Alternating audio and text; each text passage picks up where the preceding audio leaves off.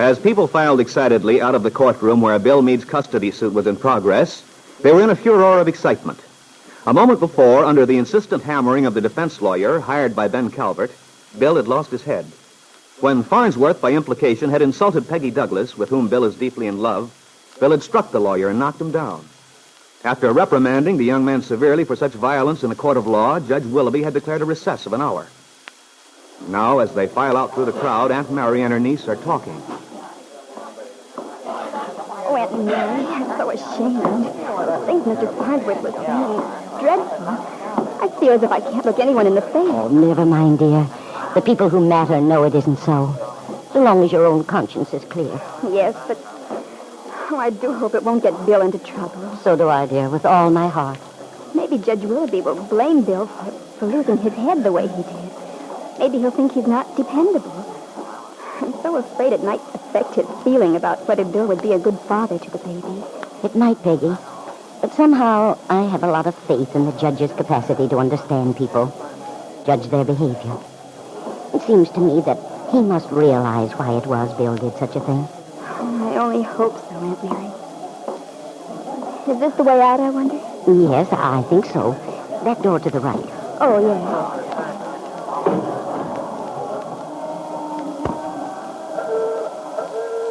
Well, dear, how shall we spend this hour?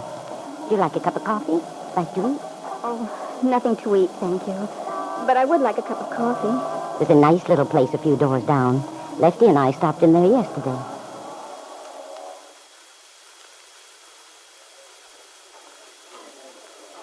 Oh, this was a good idea, Aunt Mary. I feel a lot better. Oh, that's good, dear. I thought you would. Would you like another cup of coffee? We have plenty of time. No, thank you. But let's just sit here a few minutes. I dread going back to that courtroom until we absolutely have to. Well, it's not very pleasant for you, I realize that. Still, I'm glad I came today. I want Bill to know I feel loyal. But I hope he does get custody of the baby. If you really feel that way, I was going to ask if you'd rather go home. No, Aunt Mary. I'm going to stick it out. If that lawyer, Ben Calvert, thinks he can intimidate me, he's very much mistaken. I'm going back in there just as if nothing had happened. But it won't last much longer, will it, Aunt Mary? The trial, I mean? No, dear. I imagine it'll be decided one way or the other very soon. Thank goodness. Because it's all right to be brave, or try to be. But just the same, it'll certainly be a relief to have it settled. Yes, indeed it will. For all of us. And most of all, for Bill himself.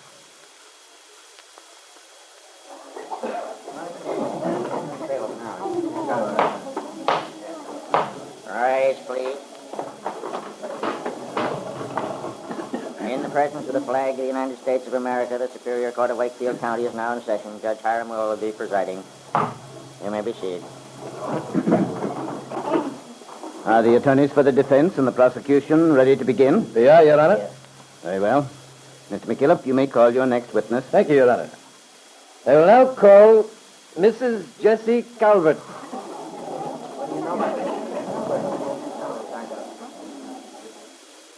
As Jessie Calvert rose from her place beside her husband, Ben shot her a look of absolute fury.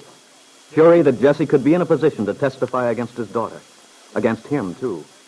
For if Jessie wanted to, Ben knew, she might be able to put Kitt in a very bad light. Jessie walked toward the front of the courtroom, smart, well-groomed, handsome and dignified, a confident smile on her lips. The eyes of Aunt Mary and Peggy Douglas followed her wonderingly, a little puzzled. Bill Meade studied her with a combination of hope and distrust. And Kitt, his ex-wife and opponent, felt her heart pound heavily with fear as Jessie seated herself gracefully, looking up at Angus McKillop with great composure. Angus was pinning his last hopes on this woman's testimony. Mrs. Calvert, will you tell the court, please, in what relation you stand to Mr. Ben Calvert? Ben Calvert is my husband. And you are acquainted with his daughter, Kitt Calvert, are you not? Oh, yes. I've known Kitt for years, even before her father and I were married. You share Mr. Calvert's home on 11th Street in Wakefield, do you not, Miss Calvert? Why, certainly I do. How many people reside in that house, please? Well, there's Ben and me, and Kitt, of course. Then there's the housekeeper, Lucy, and until recently there was the baby's nurse, Miss Thorndyke. She resigned recently. And then there's the baby, of course. I see. Now, you and Miss Calvert must of necessity see a great deal of each other when you're at home. Is that correct? Oh, my, yes. Mrs. Calvert, do you and your stepdaughter ever converse together, talk things over? Why, yes, we do. Quite frequently. Do you recall the night Miss Calvert returned from California? You mean when she came home with the baby? Of course I do. You talked to your husband, Mr. Calvert, that night, did you not? Yes, Ben and I talked. What was your husband's reaction to the fact that his daughter had brought home a baby son? Ben was in seventh heaven. You mean by that, I presume, that he was greatly overjoyed at having a young grandson. Is that true? Why, yes. You say you see quite a good deal of Miss Calvert during the course of your daily living routines. Is that correct? Yes, indeed it is. And you naturally talk to your husband frequently. You know his attitude about things in general, do you not? I believe I do. And that of his daughter?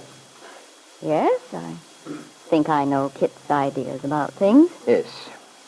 And from what you know of them, I refer to Mr. and Miss Calvert, you understand? You must have some feeling in regard to their attitudes, one toward the other. Is that correct?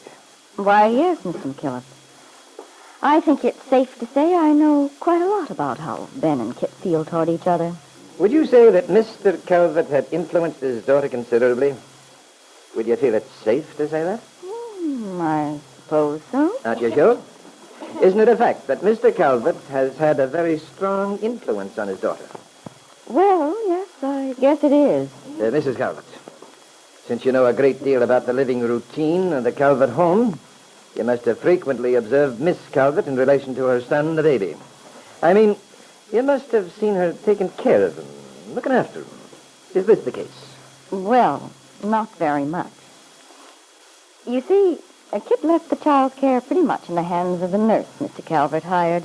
In other words, Miss Calvert showed very little interest in caring for her young baby herself, feeding him with her own hands, bathing him and so on. Eh? Oh, goodness, no.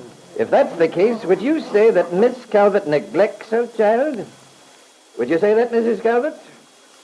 I suppose one could say that in a way.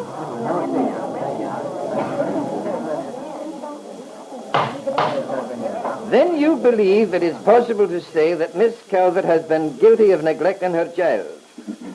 Am I to understand that is your belief, Mrs. Calvert? Oh, I wouldn't say guilty, Mr. McKillop. After all, I think Kitt's reaction was only natural. A young woman who returns home with an infant, only to find that her husband refuses to live with her, wants a divorce. Naturally, Kitt was terribly upset about it, unhappy.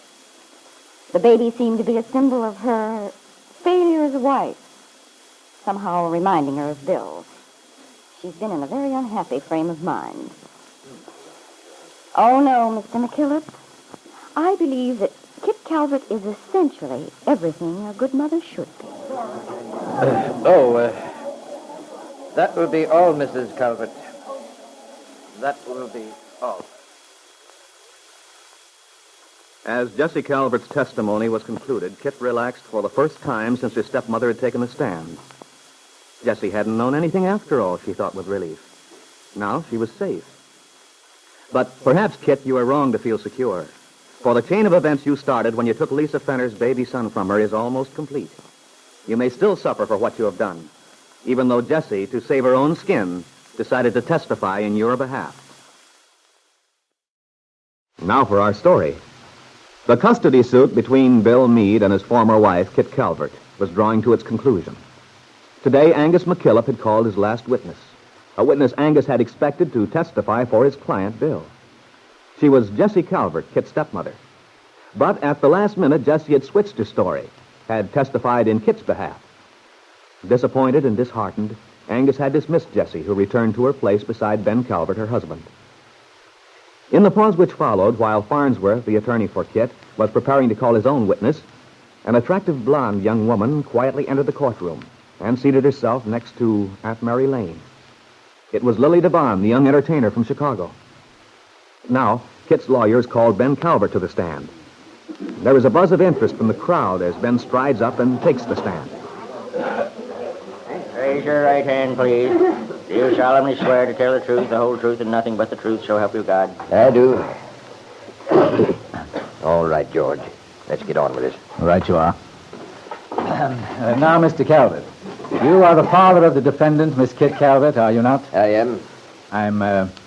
I regret to bring up a painful subject, Mr. Calvert, but is it true that your first wife passed away when your daughter was still a young child? Yes. And since that time, you have been your daughter's mother, you might say, as well as her father. You brought her up, in other words, reared her, chose her schools, looked after her physical and moral well-being to the best of your ability. Yes, I did my very best for Kitt. Of course you did.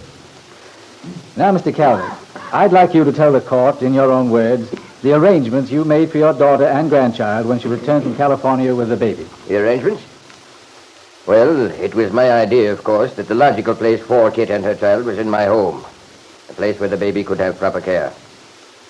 Naturally, I assumed at that time that her husband, Bill Meade, would appreciate the fact that he couldn't expect to bring her to the filthy shack he occupies at the auto court. Objection! Objection sustained. Mr. Calvert, unless you can prove the assertion you've made in regard to the condition of Mr. Meade's quarters, the statement must be withdrawn. Cleanliness is a comparative value, isn't it? According to my standards. Your Honor, I submit that Mr. Calvert is not a law unto himself, nor qualified to pass judgment regarding the condition of Mr. Meade's home. I request that his statement be stricken from the record. So ordered. You may proceed in questioning the witness, Mr. Farnsworth. And try to keep your personal opinions to yourself hereafter, Mr. Calvert. This is a court of law in which we are gathered for the purpose of deciding on an objective basis the best interests of a young child. That's just what I'm getting at, Hiram. If the house a child lives in isn't relevant, I don't know what is. You're out of order, Mr. Calvert. Please remember to address the court with the dignity befitting it. While you're in this courtroom, you will abide by its rules. Lot of poppycock. Ben, for the love of Mike, you'll only antagonize him. Well, he better not try to upstage me. If I want to, I can. Order, please. Proceed, Mr. Farnsworth. Yes, Your Honor. Mr. Calvert, you were saying that you assumed your former son-in-law would agree to your suggestion that he reside in your house on his wife's return from California with their infant. Is that correct? Yes. Please go on, Mr. Calvert. Well, on the assumption, as I was saying, that this fat-headed son-in-law of mine would realize... Mr. Calvert, if you can't limit your remarks to the facts, I'll have to ask you to leave the witness stand. Please, Ben. Good Lord, man, do you want to lose the case for us? Please continue, Mr. Calvert. As I was saying, I thought Bill Meade would be sensible enough to see that the best thing was for my daughter to bring the child to my home. On this basis, I went ahead, remodeled several rooms upstairs. There's an independent apartment for them, including a bedroom, sitting room, bath, and nursery, containing the very best modern equipment. You wanted your grandson to have the best care money could buy, did you not? Exactly. I hired a registered nurse from Chicago, a woman who came with the very best recommendations. Although she later... Yes. Then, to put it briefly, you provided the last word in modern nurseries for your daughter's son. Can you tell the court, please, what else you did for your grandson? I mean, what provisions you made for the child's future? I certainly can. I established a trust fund in the child's name, ensuring his having the best possible education and schooling, and a sizable income on reaching his 21st birthday. In addition to insurance policies made payable to him. It sounds to me, Mr. Calvert, as if you've given your son's future, your grandson, rather, a great deal of thought and attention. You're darn right I have. I've done everything in my power to protect that child, to give him every advantage. And this thundering young fool thinks he can... Mr. Calvert, your testimony has been most valuable. Thank you very much. That will be all. You mean you dragged me all the way up here just for that?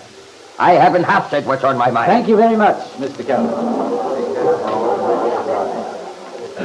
Next witness, Mr. Farnsworth. Miss Kitt Calvert.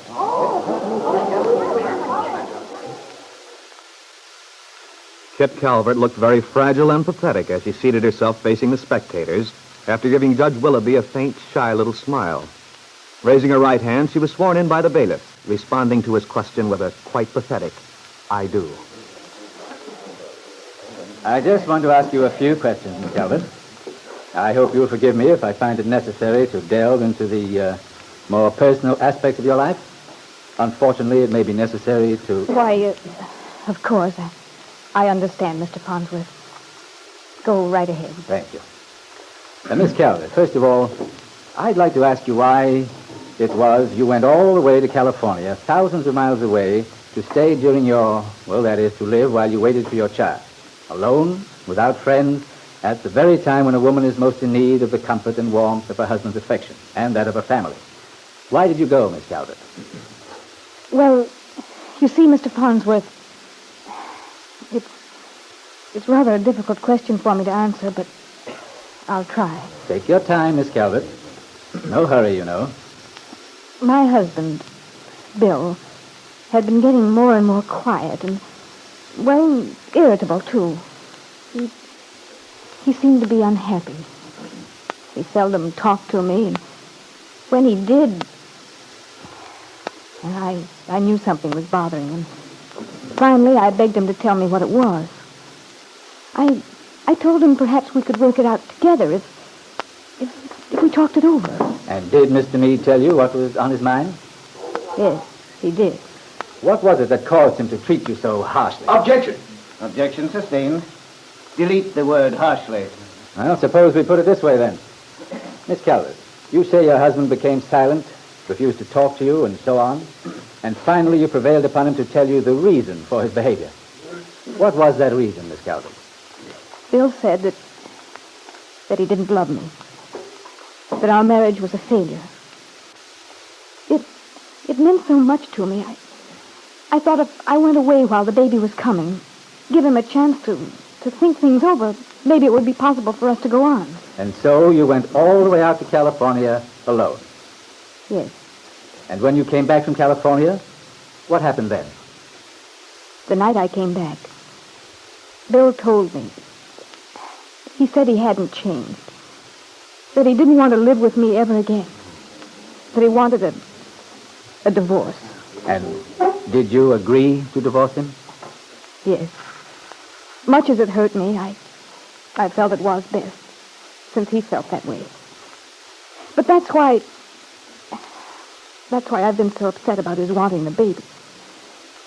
He's all I have now, Mr. Farnsworth. My son. There's nothing, no reason for going on.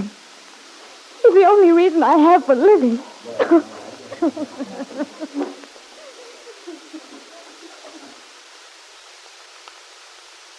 Bill Meade had sat through his ex-wife's testimony with an expression of wonder, almost of horror on his face. How could she, he asked himself. How could she sit there and lie as she had done? Tell a story full of distortions, half-truths, and downright deceptions, after taking a solemn oath to tell nothing but the truth. But the damage was done, he told himself bitterly, and there was nothing in the world he could do about it. It was the second day of the custody suit in which Bill Meade was attempting to gain custody of the baby boy he believed to be his own son. A few minutes earlier, Kitt Calvert, who had been testifying in her own defense, had appeared to break down. There is a buzz of sympathy from the courtroom spectators as Kitt's attorney, George Farnsworth, tries to comfort her. Meanwhile, in another part of the room, Aunt Mary is seated between her niece Peggy and Lily Devon, the young entertainer from Chicago who has recently moved to Wakefield. Now, Lily leans toward Aunt Mary and says, Do you think Mr. McKillop will cross-question Kitt? I don't know, Lily. Perhaps. She certainly puts on an act of being an innocent, downtrodden victim, doesn't she? If a person didn't know better, you'd think she'd been terribly abused. Hey, all that stuff she's been saying isn't so, is it? About the child being all she has in life and so on? She doesn't look like the maternal type to me. Of course she's not. She just wants to keep the baby to spite Bill. Yeah, looks like a build-up, Peggy, from all the things I've heard.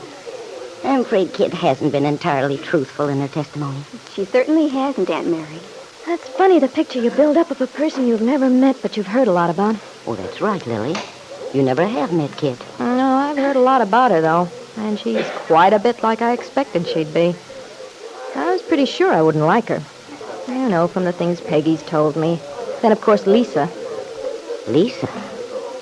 What do you mean, Lily?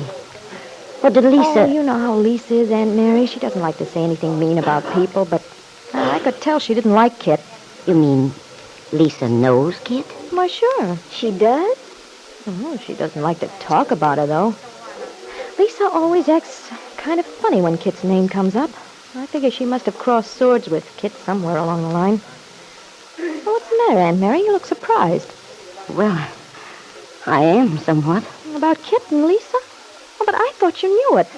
I mean, about Lisa's having met Kitt in California. What? No. No, I didn't know, Lily. Well, it's very interesting. In California. Sure. Well, it seems they ran across each other out on the coast before Kitt had this baby all the rumpus is about. I see. And then Lisa came to Wakefield. Say, that's right. But she didn't come to see Kitt, did she? I don't know, Lily. I wonder. Oh, well, Bill's lawyer's getting up. I guess he's going to question Kitt after all. Yes. Oh, I do hope he can make her tell the truth. I hope so, too, Sugar. But it won't be easy. She sure looks like a tricky customer to me. Mr. McKillop, you wish to question the witness? I certainly do. Miss Calvert, I have a few questions to ask you. That is, if you've quite recovered yourself. Thank you. I'm quite all right. Good. Now, as you know, our purpose in this court is to get at the truth. A number of conflicting statements have been made by the witnesses. And it appears, Miss Calvert, that you may be in a position to put us right as to the actual facts. Now, every one of the witnesses who have testified has given his oath to tell the truth, the whole truth, and nothing but the truth. You took that oath yourself when you took the stand this afternoon, did you not? Certainly I did. I simply wish to remind you of the fact. I assure you, Mr. McKillop, it isn't necessary. I'm quite aware of the rule of the court. Very well, then. Now, in regard to the night you returned home from California with your child, it's high time we found out what actually did occur in the night in question, since this is pertinent to the question we have to decide, the best interests of your child. You returned from the station, that is, you went directly to your father's home in 11th Street when you arrived in Wakefield. Is that correct? Yes, of course. Wouldn't it have been more logical for you to have returned to the home of your husband? Logical? I'm afraid I don't follow you. When a wife returns home with an infant, after a long separation, it seems only right and proper that she would go to her own home, not her father's home. But you did not do so, Miss Calvert. What was your reason? Because my father just naturally drove to 11th Street. He had an apartment ready for me, and he assumed I was to stay there with him, with my child. I see. Your father, Ben Calvert, assumed that you would do as he desired. But what about your husband? Did your father assume that Mr. Meade would stay there, too? Yes, I suppose so. Now we're arriving at the facts upon which the entire case rests. It is your father's wishes in regard to the child which appear to have been the dominant factor.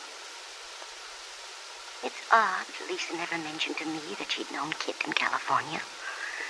All that time she stayed with us out at the farm, she never said a word about it. Now I think of it, I seem to remember mentioning Kitt once, and Lisa's acting rather strange, as if she wanted to avoid it. There's something very peculiar about Lisa's having known Kitt. What can the connection be? When your husband asked you to go to his home with him, the home he provided, you refused? If I did, I had a good reason to by that time. Answer the question, if you please. Did you refuse? Yes, but I... And isn't it also true that during the period of your separation from him, prior to your divorce, you refused to allow your husband his rightful privilege of visiting his son in your father's home? Perhaps I did. I had my reasons. What were those reasons, Miss Calvert? Wasn't it because your father had refused to allow your husband, the baby's father, access to his home? Had denied him the privilege of visiting his baby son?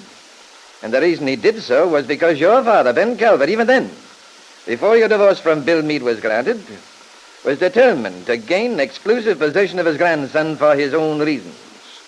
And you acceded to your father's demands, refused your husband the privilege of visiting his son, the baby whose care you turned over to a hired nurse. But there is a connection between Lisa and Kitt. I'm sure of it now. That must be the reason Lisa came to Wakefield, to see Kitt. But why?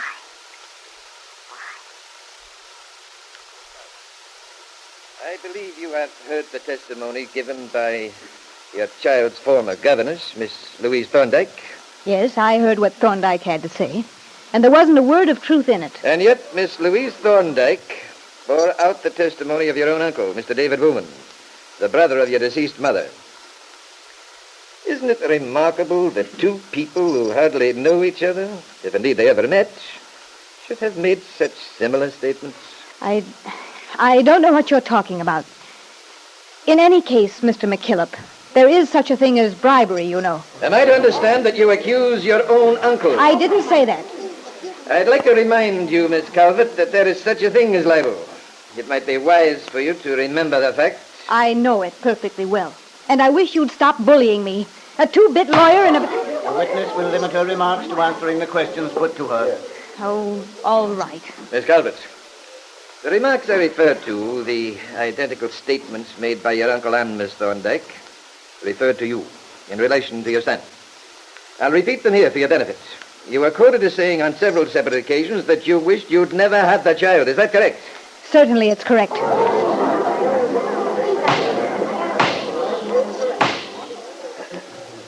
You admit it.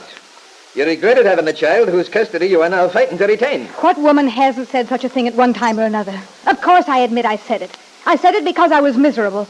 Because the child symbolized the break between my husband and myself. I said it because it was so obvious that my husband had no interest in his son whatsoever. Order. Lily, Order. you drove over from Wakefield, didn't you? Why, yes, Aunt Mary, why? Then would you mind driving Peggy home? You say your husband had no interest in your child. But why? I can just as well go home with you. No, dear. You see, there's something I have to do. Well, what is it, Aunt You to Mary? come to his home. Oh, where are you going? I can't explain now, Peggy. There isn't time. Until you could make some arrangements. Yes. Well then, Miss Calvert, this home that your husband provided for you and your son was sufficient for your needs before you went to California. Aunt Mary Lane hurried from the courtroom, a determined expression on her face. Peggy and Lily Devon looked after her, puzzled. I wonder, Aunt Mary, have you the link now, the key to the connection between Lisa Fenner and Kitt Calvert? Have you realized that the child over whom the custody suit rages is not Kitt's child?